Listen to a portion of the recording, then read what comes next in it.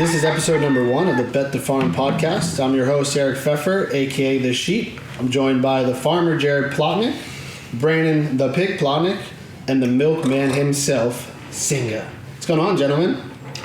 Not much. Big FSU game tonight, so get ready for that. You're dressed for the part, that's for sure. I am. Sometimes you gotta. It's good to have some nice, FSU athletics back. I know we're an FSU homer podcast since a lot of us went to Florida State. Easy, boys, easy. I heard some scalp up from you at Tallahassee years ago, so don't pretend like you're not a fan. I'm a Florida fan in general. If I'm at a Florida State game, I'm going to wear the right colors. But if I'm going to see the Hurricanes play, I'm going to put on the orange and green. Yeah. So we know he's a UCLA fan over here. So. All right, well, we got a jam-packed episode today. As the name of the podcast indicates, this is a sports and sports betting podcast. We will dive deep into our strategies in sports gambling, give you our best picks of the week, and discuss all things in the betting world. Quick note, we are simply giving out information. Please bet at your own discretion, and whatever you do, you're going to tell anyone has to be the farmer. Do not touch anything I take. They call me the sheep for the reason. We also will discuss all things in sports entertainment, pop culture, and we got some fun segments and bits you guys are going to love. As we progress, we will also be getting some star-studded guests, interviews, as well as our expert sport correspondents to discuss some of the biggest events of the year. So without further ado, let's get right into it, gentlemen. How was your weeks? Any big winners? Any tough losses? Pretty good. Yeah, talk to me. You guys can all attest. I gave the BTF group 3 football picks this past week. Not to show off, but they went 3-0. So yeah, somehow that Texans undercovered. Oh I have man, no idea how. That's why I've never touched unders NFL, and that time I was just blessed. By halftime, I was ready to kill you. Brandon, what'd you say it was?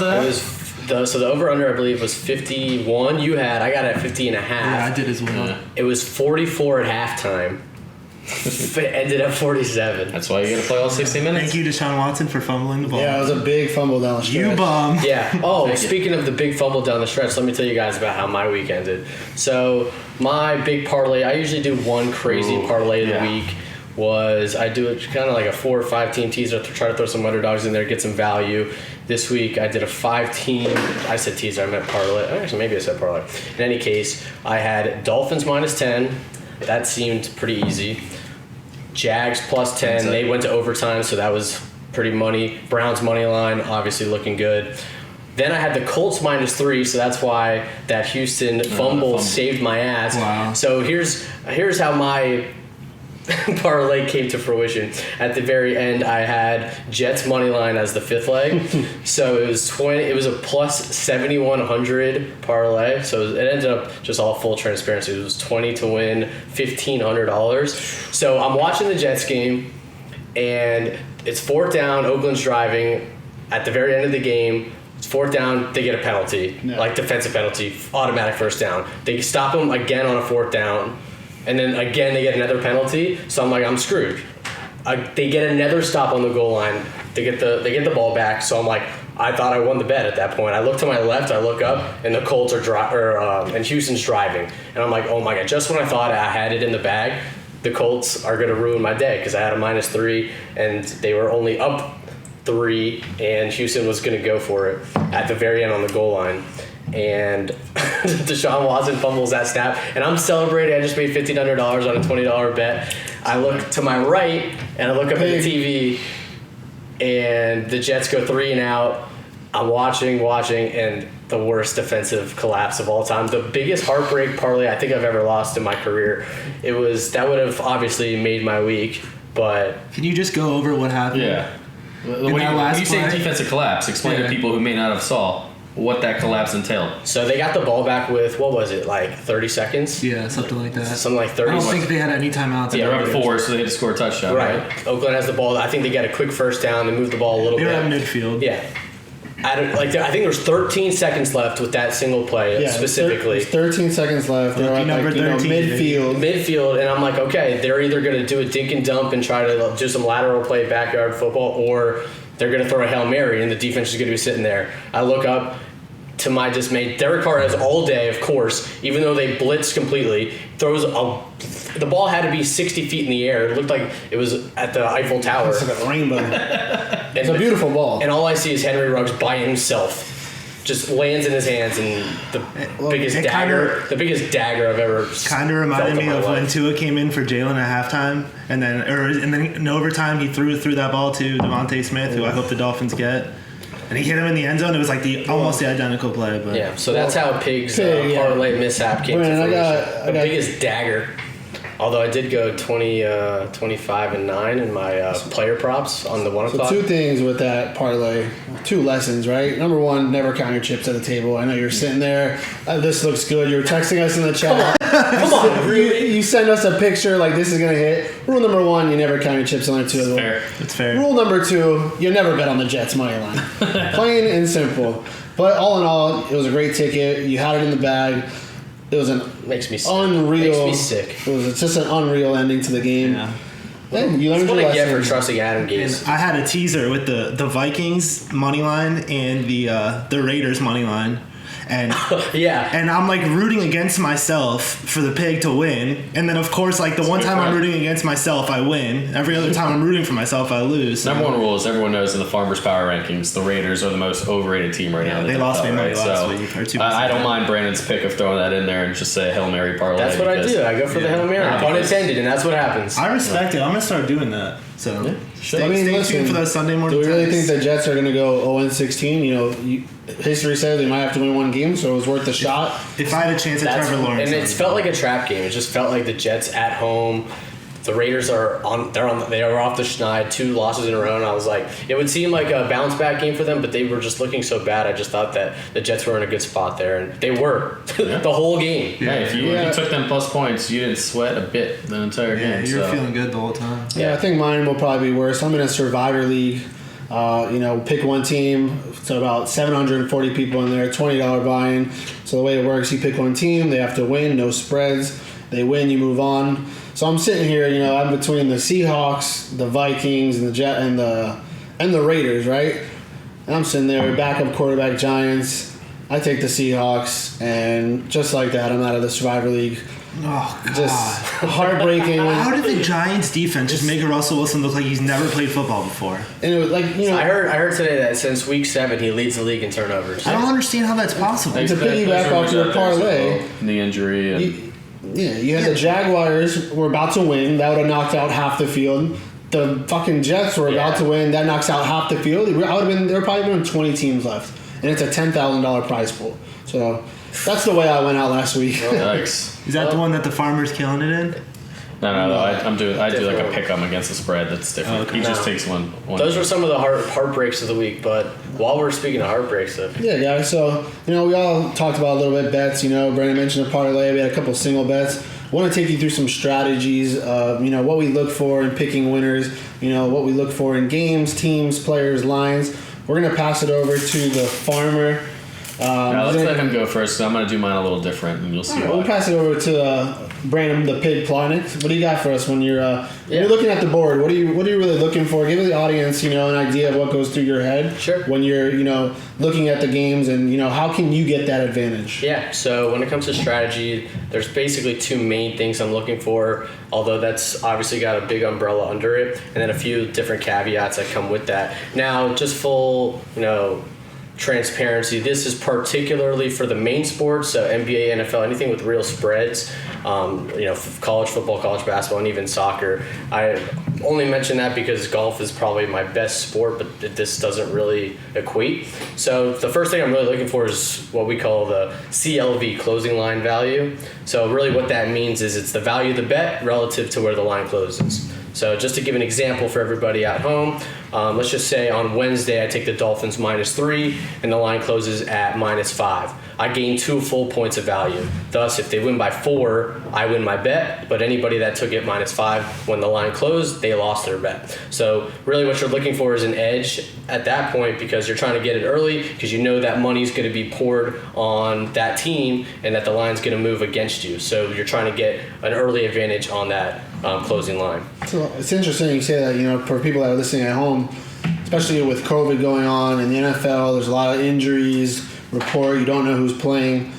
Is it better to take it early, or you get like a late injury late in the week? Like it's about looking where, and I know this is something that you and I talk about very often. Is it's about looking where the public and the sharp money's at, and where you think it's gonna, where you think it's gonna move. So if you're seeing that, or the other way to look at it, of course, is injuries. Whether there's so many different factors that can contribute to, let's just say, for example, a quarterback in football is questionable in the middle of the week.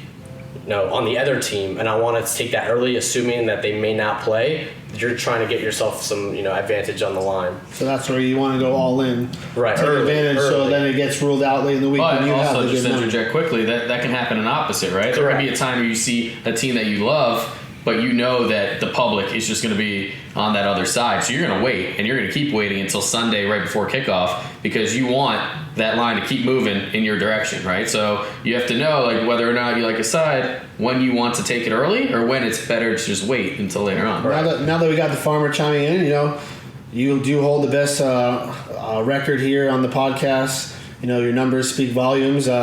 Give the viewers a dive into your brain and what's your strategy when you're looking at lines and games and trying to find the best bet. I feel like the best way I want to kind of go about, especially like my NFL strategy, is to equate it to what my top picks are going to be for this week, because I have a few of them that are in equate. So before I do that though, is anyone else going to have is there something strategic they want to talk about? I had two different strategies that I look at and a few different caveats, and only mentioned one. So the second thing I'm looking at outside of the closing line value is going to be, it's pretty simple. It's matchup and analytical value. So just to put into layman's terms, what value is there in a potential matchup discrepancies, right? So for example, in football, if I'm analyzing that the Redskins have a top 5 defensive line in sacks, in pressures, in tackles for loss, etc., versus an O-line that ranks in the bottom 3 of all of those same metrics, that's a major edge in what can potentially change the entire outcome of the game. So and let me just say, for basketball purposes, which could be a good transition over to Myles, because that's kind of his forte, is let's just say in basketball, what I'd be looking at in particular when it comes to analytics is a team that has a really high 3-point percentage versus a team whose perimeter defense is really poor. So you're just looking at things that could give you a potential edge that it could change the outcome of the game without when factoring in what the line and the spread is looking at. Mm-hmm. Now, some other things that you may look at are injuries, like I mentioned, weather, home and road splits, things of that nature. Those are all different strategies that I use when I'm coming up with what I'm going to take that week and what my cash crops of the week will be. Ooh, don't spill the beans. Yeah, we got cash crops coming up. But let's get back to the farmer. Take us through your strategies when it comes to finding that best winner for our viewers at home. And what Brandon just said, that's of course like one of the main things I do, especially NFL, right? Love the NFL. Variance is very, very much more concentrated than it is in like the NBA or whatnot. Why? Because NFL, you get 16 games, right? So people's perceptions change on teams based off 1 or 2 weeks in a row. And that's how you find a lot of value, right? As also opposed to everything he just said, right? I'm looking at D-line, O-lines. Those are huge, as we'll see when we get into the cash crops here. But other than that, I'd say the only other thing I want to touch on strategic-wise, which again is something I'm gonna use, and I think it's best like just to move forward, and I'm gonna move right into my cash crops, right? So my 3 best picks, and one of them is optimal teasers, right? So I'm coming in first and foremost, and this week one of my favorite picks is I'm taking the Packers -1.5. I know you're gonna be happy over here, right? Wow. I'm gonna tease them down. They're -7.5 on the road against Detroit. You'll probably never find me laying over a touchdown on the road, right? So I'm gonna take that though with the Chargers, who are at home, who just got absolutely demolished at +2.5, and I'm gonna take them up to 8.5. And who were the Chargers playing? No, sorry. I only wrote down who my picks are. But Raiders?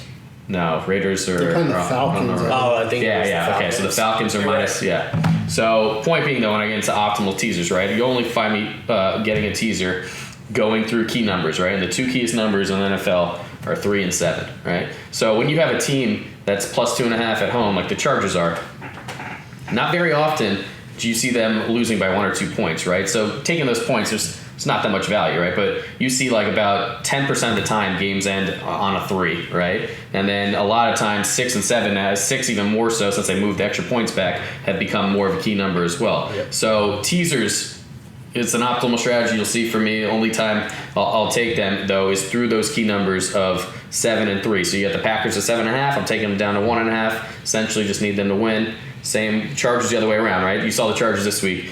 They got absolutely demolished by the Patriots, right? But normally the Chargers are a team that everyone knows the Chargers. They're that squad that always lose. They're down a touchdown, have to go length of the field, end of the game. That's what's been happening the last 5 years. I thought it was a Phillip Rivers thing, but apparently it's not. No. It's happened all year long except last week. I think there was an interesting stat. It was the Steelers and the Chargers had the most one-score games this year. Steelers are obviously undefeated, unfortunately, until the Chargers the other way around. Exactly. And those teams are probably a lot closer than people think, right? But that's when I talk about the variance, right? You're looking at records and whatnot, and people look at that Chargers team's record, and you look at the Pittsburgh team, and actually it's going to be a nice transition to my next pick of my cash crops because, again, just like last week, you guys, I told you not to just flaunt, but I went 3-0, and that last winner was I love the Bills on the road against the Niners, right? And who am I taking again this week? I'm going right back to the Bills, and this is going to be on Monday Night Football. Wow, it's a Dolphins homer, too. I know, but I like that. You can't be a homer. We're here to give out winners. That's We're not why here I to give a out. farmer. I'm too emotional for my own So good. they're minus 2.5 at home against Pittsburgh. You just saw Pittsburgh get exploited by a great D-line.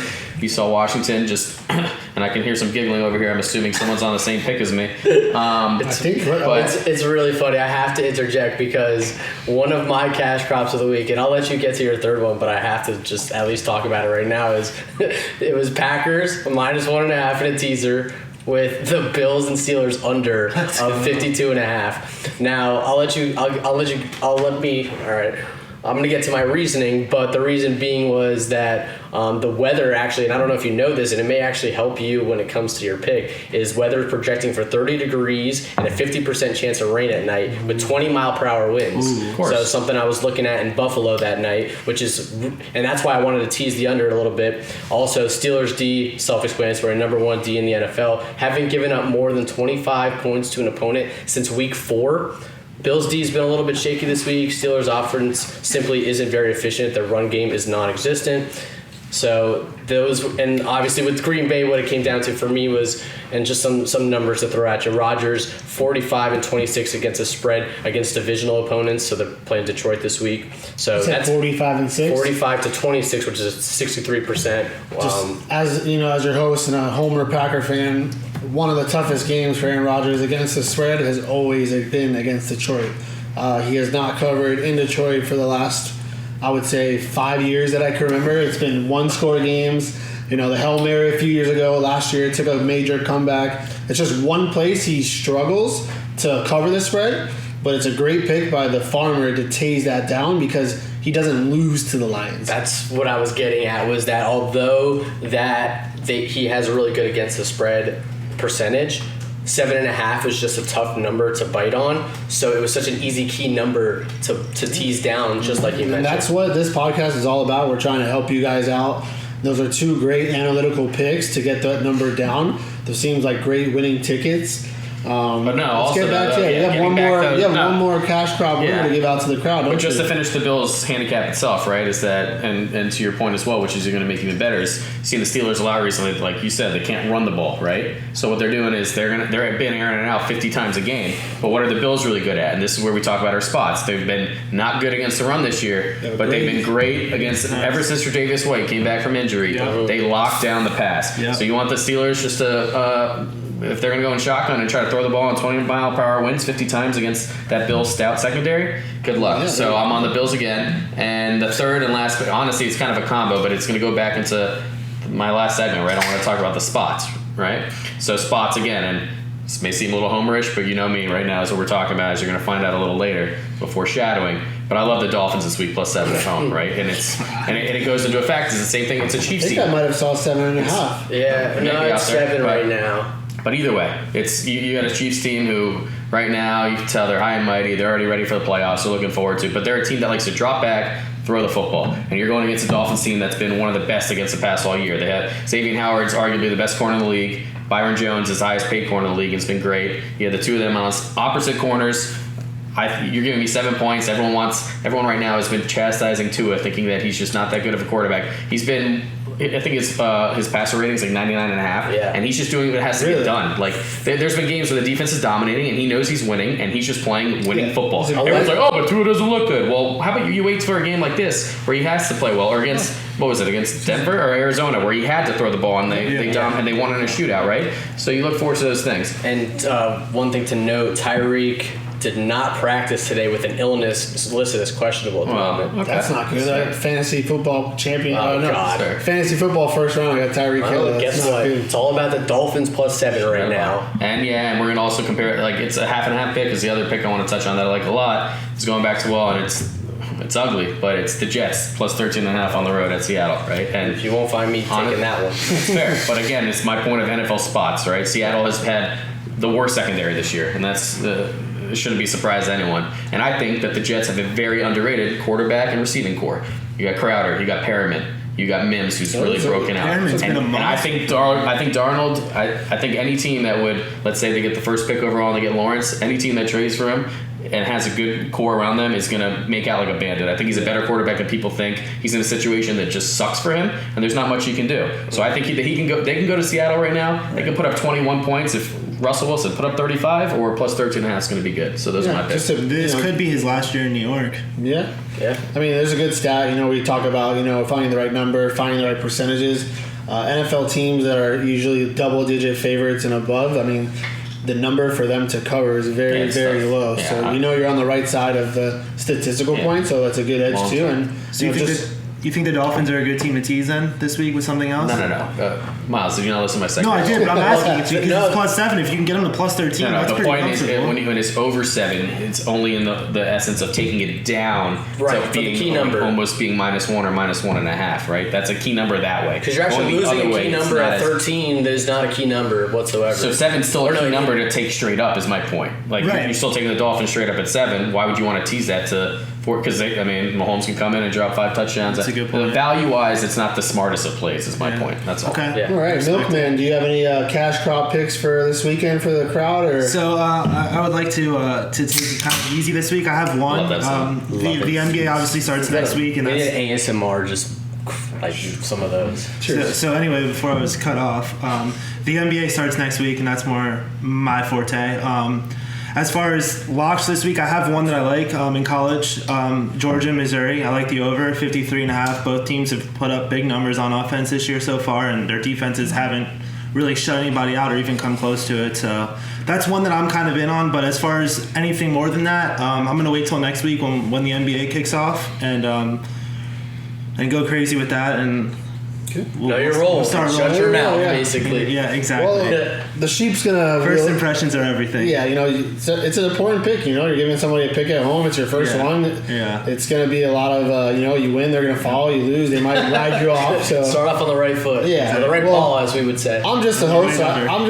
So I get freebies. Everything I say, is taken with a grain of salt. They call me the sheep for a reason. But actually, one of my best bets that I like this week is the Rams -5.5.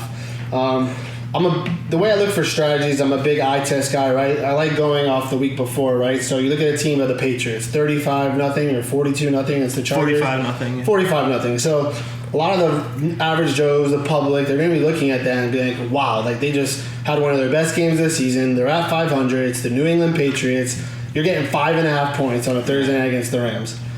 A couple of things that I like to do, obviously, I'm going to fade that, right? And the biggest thing that sticks out to me is this is a rematch of the Super Bowl 2 years ago. Sean McVay, one of my favorite coaches. I think he's one of the best offensive-minded coaches. He's very good with adjustments in game and making the right game plans to make sure that he's prepared. They scored 3 points in that Super Bowl. Biggest game of the year. It is a Super Bowl rematch. It's a Super Bowl rematch, biggest game of the year. I also like to look at the line, right? If I was to tell you what the line of the game is, you might be thinking it's 3 points to the Rams, maybe even 2 or maybe even a pick 'em after what you saw New England do. 5.5 is a lot of points. So, like I said, a lot of the average Joes are going to be, rolling over, taking the Patriots +5.5, thinking, oh, that's, I think they're going to win. You'll probably see a lot of money line bets going on the Patriots, but, when I see a number like that, I'm going to go against all that. So, I really like the Rams, and like I said, it's a Super Bowl rematch. I think they're going to have a lot of It's a sharp play. Yeah, a lot of they're gonna have a chip on their shoulder. They know they lost them in the Super Bowl. McVay wants to get back at Bill Belichick, so it's a huge game for McVay and the Rams, and they're in the middle of a division race. And don't forget, it's a Thursday night game, so it's gonna be a short turnaround. Farmer, what do they say on Thursday nights? Yeah, most of the time I think it's about like a 57-58% clip since they started the Thursday Night Football that the home team covers. So Cam Newton against that defense, has the worst mechanics of any quarterback I've ever seen in my entire life. Yeah. It literally makes me want to throw Best up. secondary in the league. So I love that pick. For those of you guys that want to follow the sheep, that's going to be a lock. I'll give you one more. I like Tampa Bay -6.5 against Minnesota. I can't remember the last time Tampa Bay played. I think they just had a bye. This is the time of the year. We're in December. Brady, legend, GOAT. This is the time where you think he's going to start getting it going. He's going to figure out that offense. I expect him to put up a lot of points. 6.5. It's a good number. I think you'll get some value there. Minnesota barely getting by against Jacksonville, having to go on the road. It's more I'm on the Brady side. This is the time where he's going to turn it on. A lot of Super Bowl aspirations. So if, I'm just putting my chips on Brady, I think it's a safe play. It's my second favorite pick, but, This is what we call a handshake game. So shake my hand because because I already told you guys my teaser, but my second cash crop of the week is the Bucks -6.5 Always go on at the home same page. -110. What we like to say is the two-unit play. porch. It's a 2-unit play. My handicap on this one, off of 2 straight primetime night game L's, that's what Tampa Bay is coming off of. It's a great matchup at home, off of a bye. It's a big bounce back spot over a very overrated Vikings team. The Vikings, of course, one of the most heavy run-heavy teams in the NFL with Dalvin. However, Tampa has one of the best stout run Ds in the NFL, limiting opponent running backs to only 3.04 yards per carry, which is about at the league minimum. It's a big breakout offensive game for Tampa, just like you said. I think it's a big Brady smash spot. Minnesota boasts bottom 10 stats in sack rate and quarterback hit rate. Clean pocket for Brady means a big game for the most talented offense in the NFL with all those studs surrounded him. Per PFF, when Brady throws the ball in a clean pocket, his passer rating is 109 versus 49 when he is under pressure. And there's no other issues going to be in Tampa this week. It's going to be beautiful out in Florida. Minnesota has got one of the worst secondaries. They've been torched by, Andy Dalton 2 weeks ago. Mike Glennon looked like a hero in the pocket. Handshake game. That's what it is. It's a handshake game. It's going to get him good going. handicap, boys. Yeah. So I guess while I'm at it, I'll go with my last cash crop of the week. It's going to be, I'm switching gears here. We've been talking a lot of football, but as you guys know, I would say my 3 primary sports are going to be NFL, golf, and UFC. So I'm going with... Oh, here we go. He's back. We got a big... It's time. What do you got for me, Dean? All right, UFC 256 this week, the co-main event in the lightweight division. Charles Oliveira over Tony Ferguson. Ooh, Ferguson's fighting this weekend. Yeah, Ferguson's back. Ooh. So his last Is this fight... at your house? You're going to order the fight? Yeah, we'll figure it I'm out. there. Count me in. Yeah, Ferguson coming off his first We'll see loss about that. after a 12-fight winning streak. He's a savage, honestly, notorious for bloody brawls. He averages over 5 significant strikes per minute, and of his 25 wins, 48% of them have come by knockout, so you just know that he's got a funky style. He's very animated, loves to throw crazy elbows and kicks. He looks like a ninja when he fights, the way I look at He him. was supposed to fight when Gamebred stepped in. No, well, he was going to fight Khabib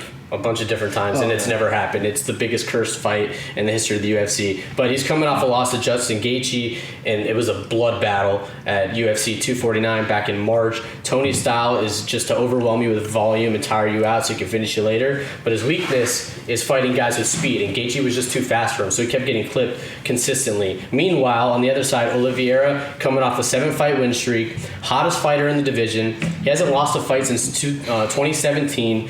His striking has improved tremendously, leaps and bounds since he entered the UFC FSU. I'm already thinking about FSU playing or they just started probably. I think that's at the farm right there. I think Yeah. we're all in Florida State. As I alluded to, he's another speed striker. He'll throw clean combos at you and lead to transitions into his grappling. He's a Brazilian jiu-jitsu fighter who likes to take you to the ground. He's won 66% of his fights by submission. I love my Brazilians. I know. So the way I'm looking at it is Tony is taking too much damage over his career in brawls. He's coming off a bad loss, and it just seems to me like he's nearing the downfall of his career in a really tough matchup. So some are touting him as over the hill. I love the value at plus money on Oliveira to win money line. All right, guys, those are some good handicap picks here. Like I said before, we're trying to, give you the best bets of the week. Put some free money in your pockets. Remember to bet responsibly and always tail the farmer. Like I said before, the show is not just about, sports betting. We like to put some fun segments in there, keep you guys laughing at home. We have a segment called Red Card of the Week.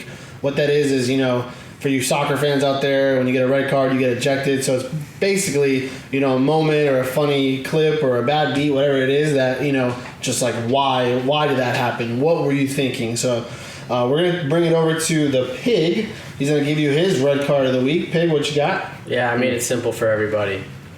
After the parlay bad beat that I had, my red card of the week goes to Greg Williams, defensive coordinator for the Jets. Go fuck yourself. That's it. I mean, Enough said. I understand red card of the week to Greg Williams, but you're an NFL player. You're a corner. What are you biting on a slant and go when you're up by 4? Like, what are you doing a full-out blitz for? That's not even the point. Prevent defense. Correct. You can blitz and put a little pressure. I've seen a lot of teams do that. But that cornerback deserves the red card.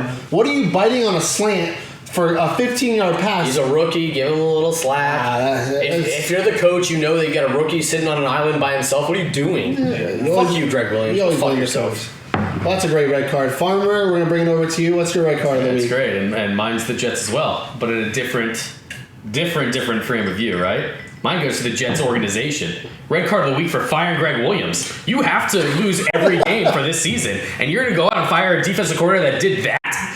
That is beyond a red card. Yeah. Like, you're trying to lose. I thought they were smart. I was giving them the benefit of the doubt. You're keeping Adam Gase on the on the team, running this roster, and that's smart because you want to suck. You want to be the worst team possible this year. And then you go and you fire the D coordinator that runs in a gauge 8. In that situation, red card of the week. Yeah, I was going to say. Gauge 8. Glad we're on the same page. I could go the same route for red card of the week. How do you fire Greg Williams before Adam Gase? I mean, the guy is supposed to be fired 5 weeks ago. I don't think Gase fired him. No. He doesn't call the shots there, buddy. Apparently he does. He's still there. No, because they want to lose. Yeah. But then they fire the D coordinator who helped them lose. Red card of the week. That made me sick. All right, guys. I can give you a little red card of the week as well. My red card of the week goes to Mitchell Trubisky and the Bears. You're up by 3, end of the game. What are you doing throwing the ball? The guy gets stripped. Detroit jumps on the ball. Next thing you know, they're in the end zone, and the Bears lose. Run the damn ball. If you got to punt the ball. Trust your defense. I mean, there's a reason why Mitchell Trubisky was on the bench for half the season. Don't put the ball in his hand. Speaking of Mitchell Trubisky, Brandon, from? UNC. Let's go. Wow. That's how we start, baby. That's how you start 1 for 1. Wow. Didn't even need color. For those at home, we're going to ask Brandon throughout all these podcasts, random players that be brought up, and we're going to say from, because normally he has about an 8% win percentage. Right? So now he's batting 100, which is going to guarantee not to last moving forward. All right? I'll take it. Starting off on All the right. right Well, foot, like I said, NBA is actually coming back, guys. I can't believe it's already Christmas this year. Crazy. 2020 has not been, what everyone has thought, but it's flown by. We're already looking at Christmas, the holiday season, and with basketball coming back, I know the Milkman is fired up. That's his forte. We're gonna dive in, give you some, future bets of the NBA season. Just thoughts. What are you thinking? Yeah, it could be anything. Yeah, so I'm actually pretty high on future locks as far as value right now because I feel like it's only going to get the number's only going to decrease. Liquidated. Yeah. So as far as if we're going to jump right into future locks, for Rookie of the Year, I love LaMelo Ball. I mean, he's obviously the favorite, but it's plus 325 right now. He's going into a situation to where he's going to be the primary ball handler. I've already in training camp. He looks great. They added Gordon Hayward. They added shooters around him. They're going to be a good team this year, and it's a tough Eastern Conference, but I'm pretty confident they're going to make the playoffs. About a first round exit probably, but definitely going to make the playoffs. Why do you love the ball so much? Like, what is your obsession with? So I think it's more so of just going back to when LaMelo was in 8th grade is when I kind of started to pay attention. I come from a family where how did you know who he was in 8th grade? Can I explain? Explain to the audience. Okay, so the 3 of them, right? They played on Chino Hills. I think there was an ESPN special on the family. That was when BBB was getting launched. It was just I forget. It was just an story on him. And coming from a family where there's 3 boys, me and my 2 brothers, and obviously it would be a dream to have all of us be athletes in the league or of any sort. So that kind of what sparked my interest. And then he drops 92 points in high school the next week. So from there he just had me locked in. You're talking to a guy that loves to just chuck up the 3. So I meshed extremely well with him. Well, if anybody's watched you play basketball, you love to chuck up the 3. So it's all starting to make a little bit of sense for you viewers at home. Myles was like, a high school basketball guy, loves playing basketball. So my game has evolved, but So let's see what else you got. so another thing, since we're already on the subject of the Ball family, you're gonna notice that this is definitely gonna be a consistency, but it's not a bunch of bullshit because obviously if you pay attention to LeVar Ball, everything he speaks goes into existence. So LaMelo was a potential first overall pick. just it's the not fact, like bad. just the fact that Lonzo went number 2 and then LaMelo goes number 3, that's insane. And LiAngelo got signed last week. You're saying to the viewers at home, you like the Hornets, you said to win the championship? Or No, I didn't say that. I said LaMelo Ball, Rookie of the Year, plus 325, book it. And in about a year, or less than a year, you're going to be able to cash it. This is why the kid tails the farmer, because he doesn't even know what's going on. Time out. I heard first round exit. I said they would make the playoffs. Okay. I believe they'll make the playoffs. So unfortunately, there's not a prop bet that I saw that you could take that. I'm sure that. What about, I'm looking right here at Hornets, 26 wins on the season. Well, he still has futures. Can I talk about the rest? Yeah. And they're also plus 5,000 to win the Eastern Conference. God. So anyway, I also like the New Orleans Pelicans to win it all is 50-1.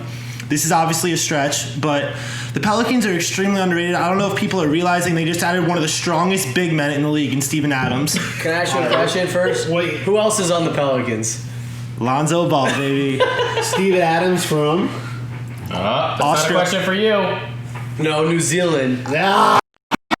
He's a Kiwi. He's a Kiwi. Anyway, so obviously Lonzo Ball, I love as well. I think that his game has evolved. His shot has slowly gone from probably the ugliest mechanics in the league to one of the best. I mean, it's just pure. All right, let's go past the Ball brothers and move on. Well, I was just touching on that. So I like the New Orleans Pelicans to win. I'm just going to do a little sprinkle. But 50-1 odds, you can sprinkle anything and it'll be a decent payout. It's a good payout. It's a tough Western Conference, obviously with LeBron and AD in the West, but I believe in they added Eric Bledsoe. I mean, you're looking at a starting lineup that's Eric Bledsoe, Lonzo Ball in the backcourt with Brandon Ingram, Zion Williamson, and Steven Adams in the frontcourt. I mean, that's kind of dangerous. You add Josh Hart and JJ Redick on the wings, like that. That's how many and games? you lose Drew Holiday. Yeah, I'm not worried about Drew Holiday. How many games? Lonzo Ball. Best Defensively, Yeah, but Lonzo Ball is a great defender. And Eric Bledsoe is a great defender. Well, so if he stays on the just court. to give the viewers a little bit of more hope on winning a bet. How many games this year are in the NBA season? Are we talking like 75? That's a good point. I think it's just south of 80. I'm not. So we got 72. So 72. Yeah, we got. 72. If you're very high on the Hornets, we got the over under at 26 wins. He says they're going to make the playoffs for sure. So if that's not one of your futures, then you're contradicting yourself. I mean, I would go if we're giving the viewers. Guess what? Lock it in right now. Yeah, I'll lock that in. Yeah. Hornets 26 you know with what? a million. Handshake bets? That's why I have. Handshake bets? I'm out on this one. Sorry. You guys can do a Bermuda Triangle here, Ball brothers. So you wouldn't go. You would not go 26 wins for the Hornets? No, I will definitely do that. I honestly wasn't looking at that. I was looking at more of like better odds, but I'll definitely take over 26. Yeah, now. those are long shot plays, and we want our audience to have fun through. You're looking at.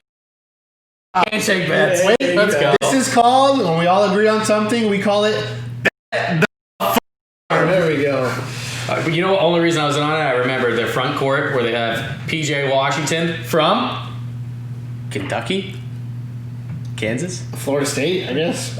Oh, he was right. No, I know Brandon's going to guess all the blue teams, though, because he always makes he was right the first time. I know. I I was was just going with Duke next. I'm all about the colors, Right. baby. He was Kentucky. right. Three for three. That means he's due for a 20-game losing streak coming up. But 3 for 3 cashes in. Who's on a the- who's free the other- beer at Flanagan's. Who's the other Kentucky guy they got on the team? Bridges? No, and Don't put up your beer. That's he Kansas. has the number one that LaMelo has not taken from him yet. Malik, I have coronavirus. Monk. What team is he on? Like, Did you just miss what I said 15 seconds ago? That's a yellow card. I mean, you almost both are getting on my red card. Old fashions are fire. We're back. Yeah, old fashioned. It's my drink of choice would be old fashioned. Your drink of choice, Dino, old fashioned. Myles, vodka soda. Jarrod, give me Vodka sugar-free Red Bull. Wait. Sugar-free. All right, we got any more basketball? Yeah, let's go. Anybody got back? He was the first one to go. Wait, I still wanted to add something.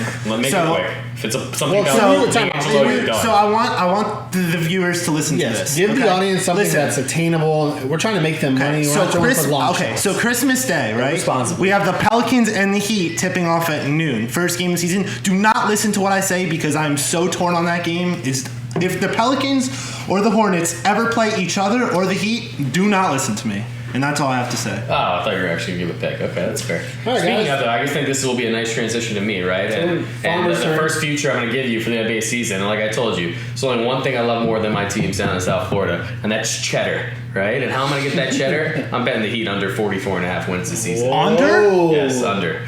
Look, You just got a yellow card. that's fine. You guys can yell at me all you want, Hey. but I dare you to fade me, and I guarantee I'm you won't do definitely that. fading you. Oh, yeah. Really, I'm sure you Mr. I will. will never fade the farmer.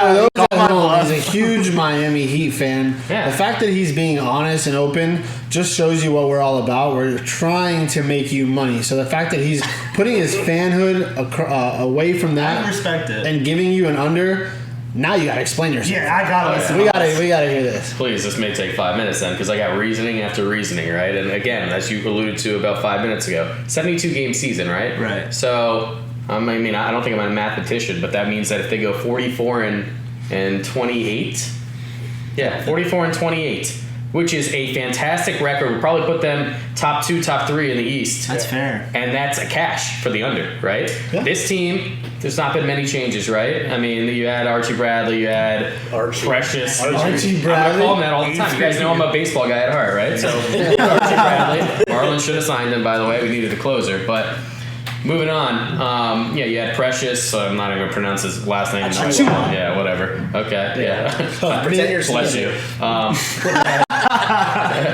Which is hilarious because what are God's gift, yeah, God's his brother's grace, names? God's Yeah, grace. oh, God, listen. I think his mom was just like reading the Bible or something, and she Probably. just like went picked. She probably was.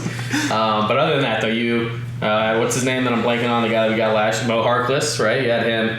Not a proficient, Serviceable. but you lose a top 15 player in the league in Jay Crowder, right? And you can't replace that heart. You cannot replace that soul. He's a great player, but it's actually more than that, right? This past season was odd, right? You go to the bubble. They played for 70 days. They're in there in isolation. They've had a couple months off. Now they're going to have to come out here and just get started again and do the same thing all over again. And they're going to Look, be playing in stadiums now. They're not going to be playing in. and let's all be honest, during the regular season last year, they overachieved. My last point, which I think is the most important point, is that the East has gotten better, right? You got the Nets now, actually, with a full team with Durant back. They're gonna be in the upper echelon of the East. And most importantly, I think the team that in their conference that they're gonna have to play a lot. Sorry, by conference I meant their division. The Atlanta Hawks, man, that team is loaded. Like They are loaded. I would take their over, but I thought you were going to say the Charlotte Hornets. apparently they're a playoff team, so we got to watch out for them too. But the Hawks had Gallinari. They got that 6 overall pick. Some dude's names I can't pronounce who's going to back up. Capella, who's healthy now. Bogdanovich? Him too. Werther. Yeah, oh yeah, and he's like their 12th man now. I mean, that team honestly, they win the Marquette. Who? Herder. I didn't even hear it. Werther, whatever. Oh, I think he was from like an ACC school, like Virginia or. I just know that he Something like like that. loved Boston Dwayne Wade. I don't know College, why I and thought, it's like, I keep thought it was going. Marquette. But I'll have to look that up. So now you're 3 for 4. Let's go. Well, Hey, rules are rules. I didn't even say. Yeah, I didn't even say a team name. Yeah, actually, I think it was Still 3 for 3, baby. Yeah. That was Maryland. Milkman. My producer just told me Maryland. So we're 3 Oh for yeah, 4. it was. He just had a fascination with Dwayne Wade. That's why. So, no, the stand point being, I corrected. think the East is a lot stronger. Like all those, the great teams absolutely. in the East have not gotten worse, but now you have a couple teams that are making a move up. And all in all, I just think I love the Heat, but 4th or 5th seed makes sense. Let's just say they're gonna go 42 and 30. I think It's gonna be exciting. It's enough season. for a top I'm 6 gonna- seed. and that's enough for me to cash my under. So that's my biggest bet. I have a couple more, I but respect that. I'll just say them quickly. And first off, NBA, I'm all about unders, right? For futures purposes, right? This is another strategy of mine, which is I don't want to just take overs on like the Hawks, like I just said. I like their over, but if Trae Young gets hurt, that over's toast. So I don't want to like make a bet just according to an injury. Let me ask you: if you're doing futures and you like to take the unders in NBA, why, when you correlate that to the NFL, when injuries are more important, would you take unders or depends. overs in the NFL No, it's the versus same thing. that. I would take more unders in the NFL also. But if I'm taking an NFL over on, let's say, the Jaguars at 4.5 because I liked all their supporting cast. Their quarterbacks suck either way. To me, a big injury like that's not going to matter. If I'm going to take the over of the Chiefs and Mahomes gets hurt, there's no way Chad Henne's leading them to 13 wins, right. you know? So that's like the comparison there. It all depends. That's fair.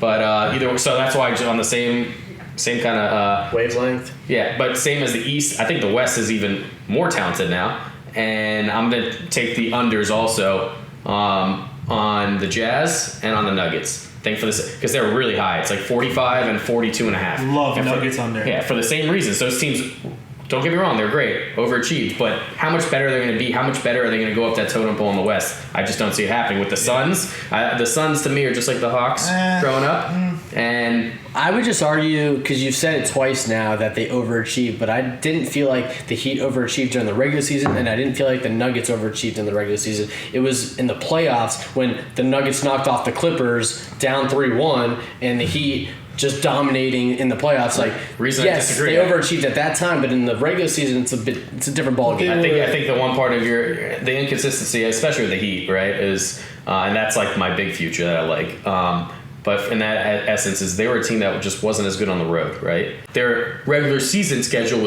or their record was skewed, right? It wasn't the true record because they were in a bubble just playing isolated on a neutral court. That wasn't happening then. I mean, they were really good at home, right? The Heat are known to be. And that's actually, now you just made another point for me, which is the Heat now are going to be playing home this year, which is normally a big advantage for them.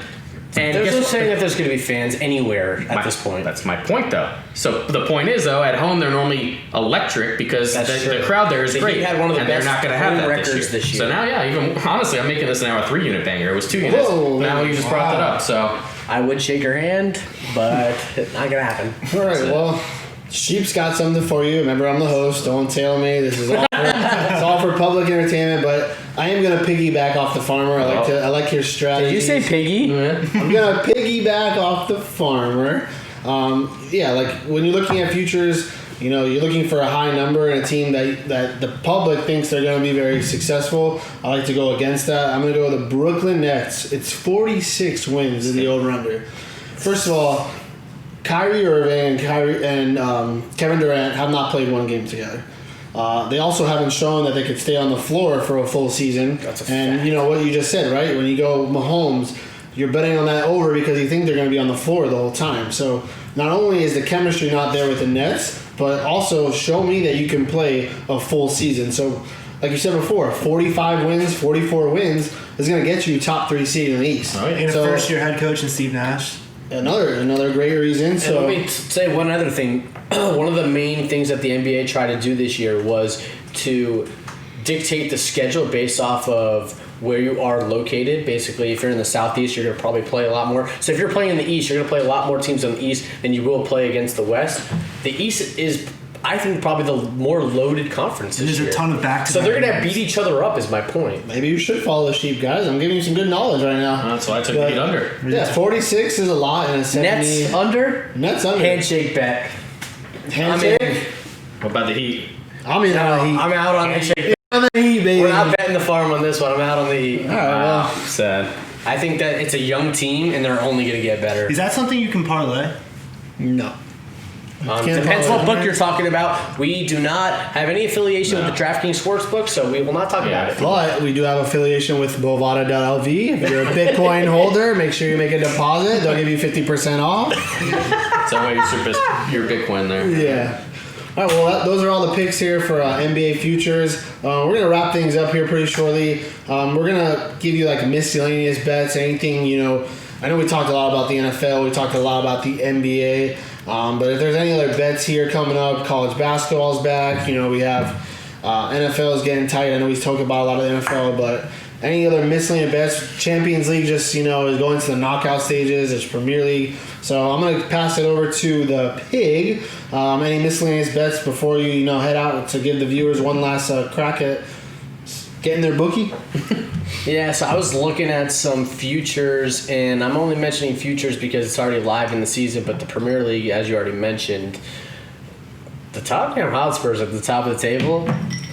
Right now, at the top of the table, what do we got? 14-1 odds, 16-1? What'd you get? I got 15-1 when they were about, I would say, 6 points out. I actually looked today; they're plus 450. They're still not the favorites to win the league. That would be, I believe, Liverpool is a plus 150. So there's not too much value when you look across the board. It's pretty right now like I would say a 4-team race to win the Premier League. But I mean, you have anything that you can give the viewers on a long shot, or someone that might sneak up from the middle of the table to win that Premiership? Yeah, I think he's trying to say Tottenham. Yeah. Well, like live, you would take them right now at plus 450. You would still want. I don't know how much value there is at the plus 450 right now. It's probably something that I'll sit on and wait when it comes to Premier League. Outside of that, Champions League, we're going to move towards the group of 16. I think that there's some value on a few different teams. I think Atalanta. Oh, I was hoping you say that. Atalanta showed us some life today with a big win. Huge. This podcast truly supports Serie A football clubs. So Atalanta is one of the funnest teams you can watch. They're a powerhouse. They love to score, and you know what? They proved today that they can keep a clean sheet. So I mean, those odds have to be. You got to park the bus, and you park the bus. That's something you love to see as a gambler. Thank God that PSG at the death too. They won. I think they scored in the 82nd minute. They moved on if they kept a clean sheet, meaning if they gave up 0 goals, and they gave up 0 goals, and that's impressive. Thank God that PSG game got extended because I saw they had 4 goals before the 50th minute, and the over/under was 4. Yeah. Outside of that, I think You choked. I'm just gonna wait and see on a few different things. But Jarrod, what do you got? Yeah, well, I mean, you talked about Tottenham. We talked about that a few weeks ago. We got it at like 10-1. We're not going to tell our listeners to take that at like 60% of the price, Correct. right? So that's not something I'm I'm going to out say. for now But until the table changes. one thing I'm going to say, I'm going to rival the Milkman's bet over here, right? NBA future that I want to add to the table, and that's a Rookie of the Year bet. I'm going to take one that actually has value and not ball at 3-1. And I'm taking Cole Anthony, 22-1. From UNC 4 for 4. And who's his dad? I know his Greg dad. Anthony. From TNT Studios, but he got fired. TNT. So Dynamite.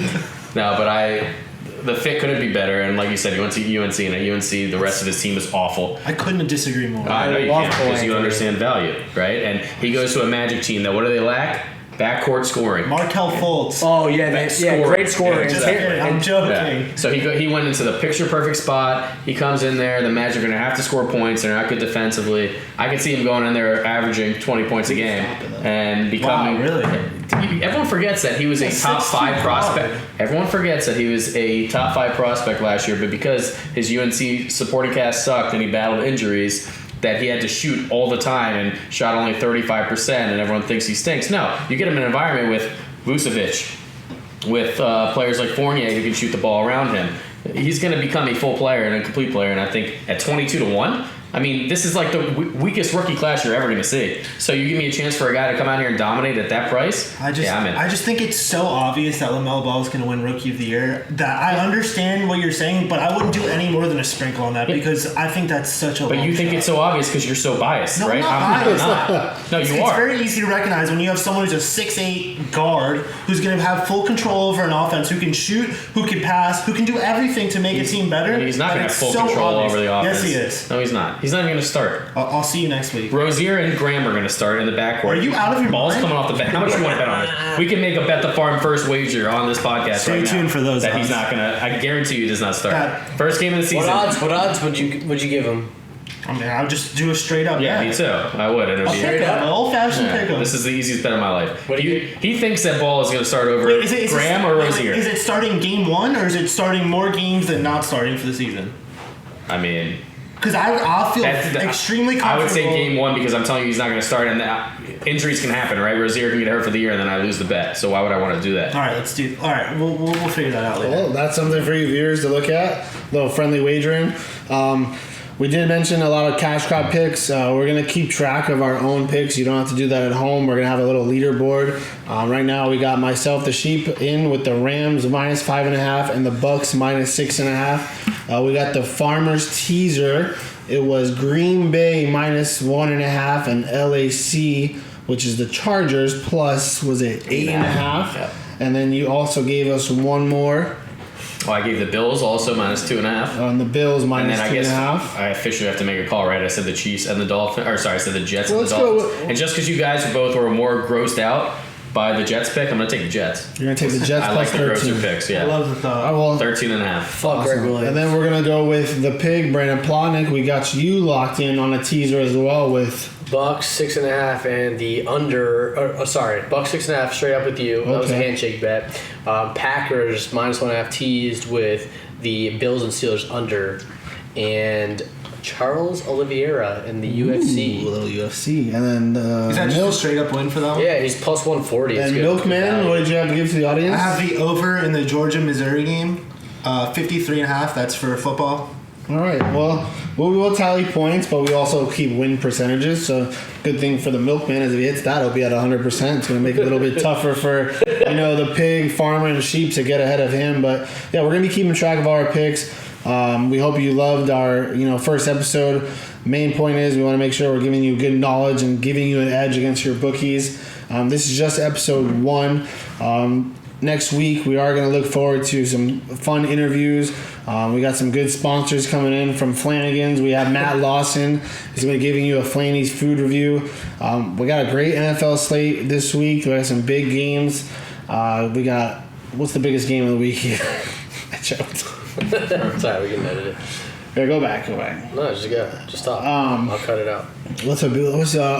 We do got some big games here this week. We got the Kansas City Chiefs coming down here to our hometown to play the Dolphins, which I honestly would love to go to. That was another pick. Dolphins plus 7. Yeah, but he put the Jets. You guys told me, am I supposed to cap it at 3? If I can go 4, I'm going to add the Dolphins. No, 3. We all added bets, the handshake bets. All right. Dolphins are part of my card at plus 7. Dolphins. You heard him. You heard the farmer first. Dolphins added to the card. We got a huge UFC fight as well, which the pig is going to be closely tuned to, as he gave you a nice winner in that one. NBA is right around the corner. We really hope you enjoyed this episode, and we look forward to seeing you next week. Cheers. Peace.